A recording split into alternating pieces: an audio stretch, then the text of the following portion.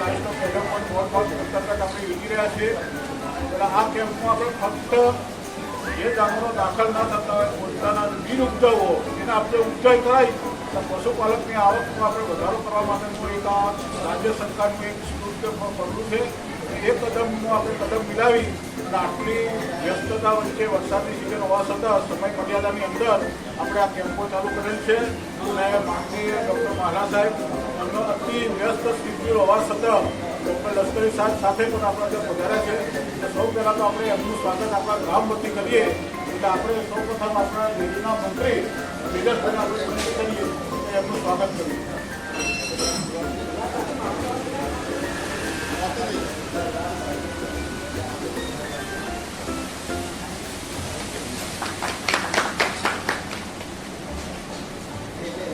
એમની સાથે આપણા ગણેશ પશુ સુધારા યોજના નવસારીના જૂથમોદક સુરખાઈના એટલે ટૂંકમાં મારા મુખ્ય સાહેબ એવા ડૉક્ટર લશ્કરી સાહેબ કે મારા પહેલા અધિકારી એ છે, પછી માલા સાહેબ આવશે મારા મોટા અધિકારીમાં. એટલે મારા નજીકના અધિકારી સાહેબ એવા ડૉક્ટર લશ્કરી સાહેબનું આપણે સ્વાગત આપણે ભાઈશ્રી આના મારફત આપણે કરાવીએ. આપણે એક ઉત્સાહી પશુપાલક છે, એમના હાથે આપણે કરાવીએ. સારા એવા પશુપાલક છે, એમના હાથે આપણે કરાવીએ.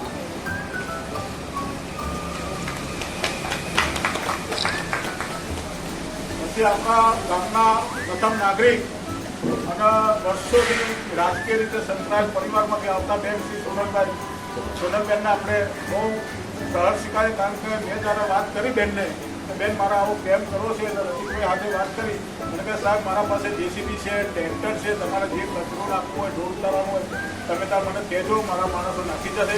એટલે બેન બી આપણને ઘણા કામમાં સહકાર આપતા છે. એટલે એમાં ગામના પ્રથમ નાગરિક માનનીય સરપંચ શ્રી બેન સોનલબેનનું આપણે સ્વાગત આપણા દેશના મંત્રી વિજયભાઈ મારફત કરવાની છે.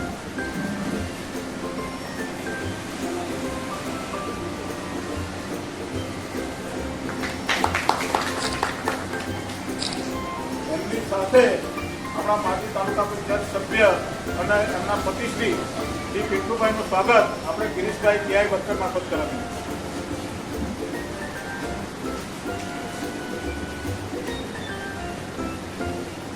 પીઠુભાઈ એક આપણે સરકારના આઉટસોર્સ કર્મચારી છે, નાસ્તા મામલતદાર કચેરીમાં ફરજ બજાવતા છે.